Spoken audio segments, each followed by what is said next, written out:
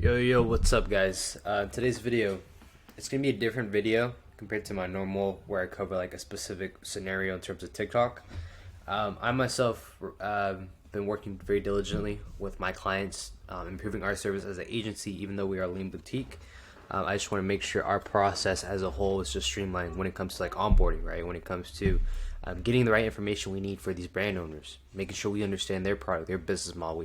We understand everything to a T, as well as with communication with my team as well, and also with the creative process. So I've been working very diligently with my team to improve the pipeline for our creative process with extensive timeline manners, with organization involved, so that every client that works with us understands this whole process, and we can help them generate as much success as possible on TikTok.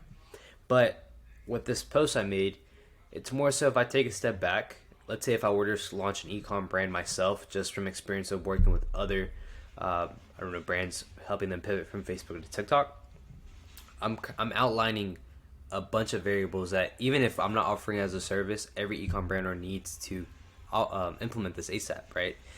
The reason why I don't have this, or I don't offer all these services for my own agency in the meantime at this current point, is just because if I offered every single service, then I'd have to hire more team members, right? And if I have to hire more team members, then I have to manage more team members, and I'm not in a position where I can delegate that much work, especially if we're converting and taking a brand from everything A to Z to that next level, right?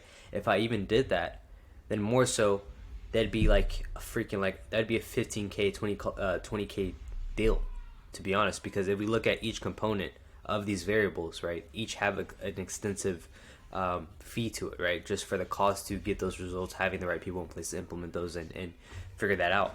So when it comes to business, on my end, I'd rather be a specialist in a specific realm that can help and increase a brand and help them in terms of acquisition, acquire new customers, and scale with a single platform like TikTok, since it's fairly new, and also being an expert in providing the creatives necessary to see success. And then on top of that, right, instead of me just all over the place doing emails, doing SMS, doing everything. I have it written out here, but in this Google Doc. But yeah, let's get to it. That'll make more sense. But and then it'll come into play as I kind of explain this further and further, right? It'll just make like website CRO, right? Why would I offer CRO, and why would I also offer email marketing, SMS, when I'm all taking care of like TikTok and the creative process, right?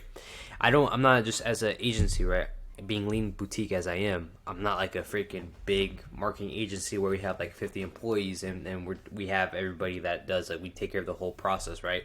But if eventually, right, I could build to that point to where we can charge higher ticket for clients at a certain revenue mark, to then we can help them scale to that next level, because we have the cash flow. We have the team members that are experts in each one of these fields needed to scale to like 8 figures, 9 figures, right? So these are crazy numbers. I'm reaching out like 7, 8 figures, even fucking 9 figures, right? That's insane just to think about it. But there's brands doing 7, 8 figures, and they have all of these variables all put together. And then more so when they do partner with a bigger agency, right? An agency that's doing all of these services. Well, then that's a higher. They have more cash flow to hire more people, right? So what I'm trying to say is, like, in my current position, doesn't make sense, right? I'd rather be a specialist, and as we scale up and as we have more cash flow, then I'd start to integrate those systems, compared to just if I were to start off right now, offer everything and everything, or offer anything and everything in terms of the service process, right? I'd rather just specialize in this, helping brands go from, let's say they're doing 30K, 50K in MR, we help them go to like 100K. We help them go to the first hurdle, 150K. And then from there, as we scale up and as we grow and as we have the first part of the system streamlined, then I can hire and find the right talent to then take a brand that's doing, let's say we took them from 50K, we took them to 100K, we took them to 150K. And then from there, we have everything in place to then take them from 150K to like 500K a month, right? That's just my mindset as an entrepreneur, and it just doesn't make sense in our position right now, right? Not saying I'm not going to do it, but when it comes to cracking the ecom puzzle, right? What people tend to not share is overall the overview of the ecom process, right? A lot of people, what I see right now currently in the market is people are giving a ton of information, and it's like everywhere, especially if you're a brand new ecom brand owner starting from scratch, right? You have people saying UGC, TikTok. You have people on the other side of the spectrum still talking about Facebook, like what strategy works really well. Which, in this day and age, in terms of marketing is just shifting into the creative game. Marketing is shifting into UGC, right? So, if I were an ecom brand owner, and here, like, I just want to lay out the frameworks, the components that separate a brand doing like 10K a month, 50K a month, to even 100K, 150K a month, to even 500K a month, to even $1 million a month, right? Here are the variables that align with a brand doing 7 to 8 figures a year, right? So if we look at it on a wide scale, these are the scenarios and the frameworks that a high-level ecom brand owner is implementing, right? They have market validation, right? They already have an existing customer base. They provide utility in some way in the market. That's why they're getting sales. They're diversifying traffic, right? This is huge. They're diversifying traffic. They're not just sticking to Facebook. iOS updates messed up everything, right?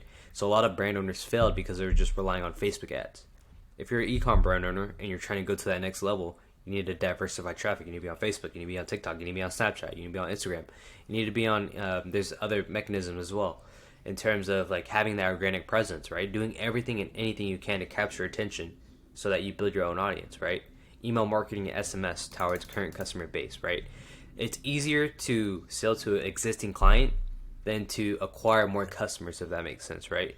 It's easier to move them up the ladder compared to just constantly trying to find the new customers to kind of fulfill once they kind of leave and forget about your brand after one purchase, right? I forgot the book of it. I was recommended this by a mentor, but I'll look it up. There's a book that covers that. Like, you make most people that go from like 1 million to then 10 million is just upselling to the existing current customer base, right? And I was going to go into this upsells to increase average order value, right? With upsells, you have your current customer base engaged, and then from there you're just increasing AOV by a ton of, because the offer and the offer ladder is just taking them to that next step to constantly want to buy from you, right?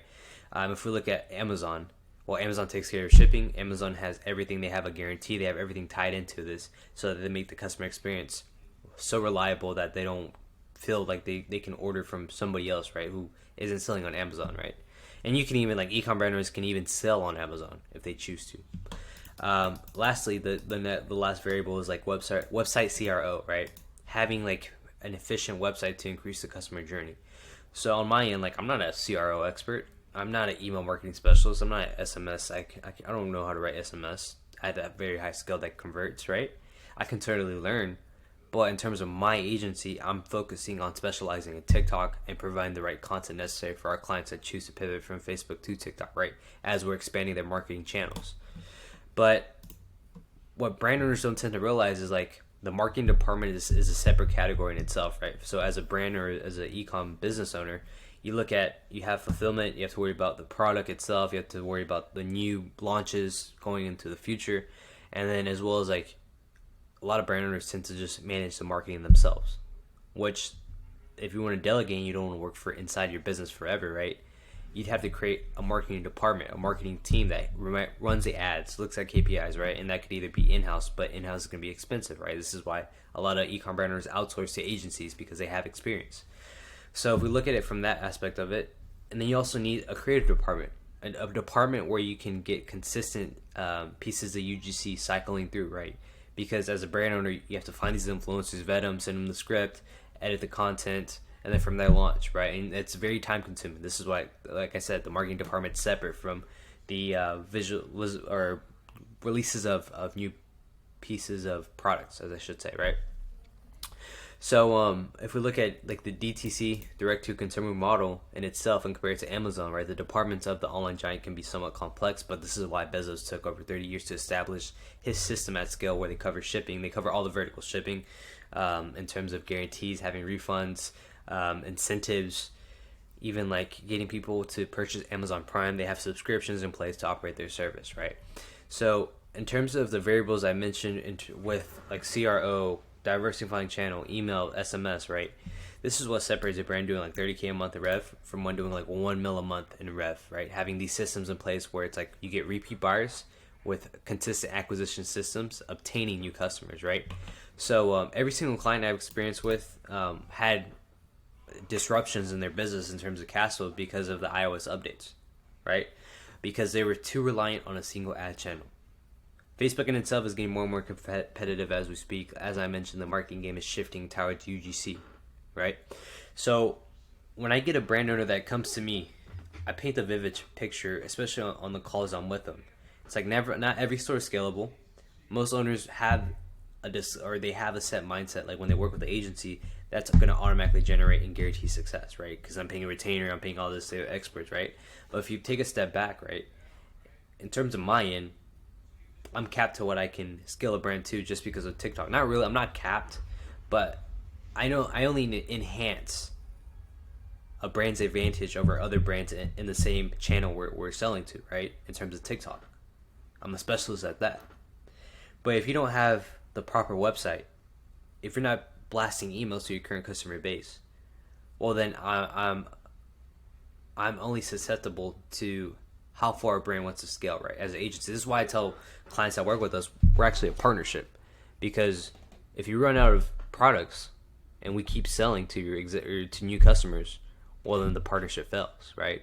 If we keep driving in traffic, you're getting sales, and then for some reason something happens on the back end, right, in terms of fulfillment issues, then we're screwed, right? Because it's a partnership. We're driving new customers, and there's a trust in there that you can deliver on those customers with a decent amount of shipping time, right?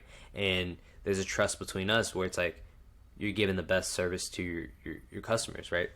So in terms of this, like this is like I mentioned before, this is what separates a brand going from 50K to 100K, and then when they implement all the variables, like having their website optimized, right, having their emails blasting, having text, new releases, upsells, right, then that takes a brand doing 100K a month to then 200, 500K a month to even 1 mil a month, right? And so I say this because a bigger brand that's doing 8 to 9 figs a month, right, or even 7 to 8 figs a year, as I should say. Let me rephrase that: 7 to 8 figs a year. They have specialists in each of their departments. Typically, it's an in-house team as well. One that handles marketing, one that does emails, one does SMS, one that's on TikTok. They have a department for creatives. But the thing is that requires capital up front, right? So in terms of, it's better to scale up steadily, right? Conquer each piece as you go up the ladder, and then from there you already have the market validation. You already have everything in place to know that, okay, I can invest, buy in bulk, buy the right products to scale with my brand, right? So as I mentioned, right, a lot of brand or clients just assume like when they work with an agency, like it's the agency's job to get them success, which it is in some aspects of it, but also you have to realize like you have to have market validation. You already have to have an existing customer base, and ads only enhances the work you've done already in your audience you already have, right? I hope that makes sense. But on my end, I've seen in the spectrum where I'd have to turn away specific like newer brands because they didn't understand this concept, they didn't understand the vision. So I told them like, look, your dollars are better off spent investing into the right content, or even like growing an organic base first, so that you have market validation before you spend money into ads, right? It doesn't happen overnight. So you have to cover all these verticals for you to even compete with everybody else in the space, because the top competitors in e-commerce are covering all these verticals. They have it already streamlined. They already have either the in-house team, or they're working with the right agency that does all this. But like I said before, this agency that's offering all of these services, they're charging 15K a month, 20K a month within a rev share of the business. So I want to make sure that I paint a vivid picture here. You can only take one step at a time, especially if you're tied with capital and you're trying to launch an econ brand, right? This is why I say, okay, well, we help it with TikTok. We can help you scale to the first point, and then from there, we introduce ways to help you scale to that next level with email, SMS, CRO, right? Improving the things you need to have the upsells to get the most out of your current customer base. So if I was an econ brand owner right now, I'd get on TikTok. I'd be posting a ton of organic content. Then I look at if I was getting consistent sales or I had cash flow already, then I'd implement that cash flow to then run ads on TikTok. From there, I'd grow and scale my brand as much as possible within this year on TikTok. And then from there, I'd take that capital and then diversify that into Facebook, diversify that into Instagram, diversify that into Snapchat, right? So you're not capped if one platform kind of goes down than the other, right? You diversify your traffic, and then from there, what I do is like have emails and SMS blasting off, improve my website, have a creative department, and then from there, that's how I go from an ecom brand owner to pulling in maybe what 6 figs a year to then potentially going to 7 figures a year, because you already have the existing customer base and you have the right departments and you have the right systems in place to scale. So with that being said, like even on my end, right, I could easily say, oh, don't do this, don't do that. I'm a TikTok agency owner myself. Why would I give you this information? Because you have to understand the long game. I'm playing the long game as well. I see the specific pieces needed in the ecom space to be successful, right? And I want to make sure I paint that picture as well with our clients so that they understand, like, okay, well, we specialize in TikTok, but if they want to go to that next level, they need to cover all these variables in place, right? And then from there, that typically requires a bigger budget to work with bigger agencies. But like I mentioned before, we're in boutique. But with that being said, that's the long-term play. You have to think on a long-term scale, especially if you're an ecom brand owner.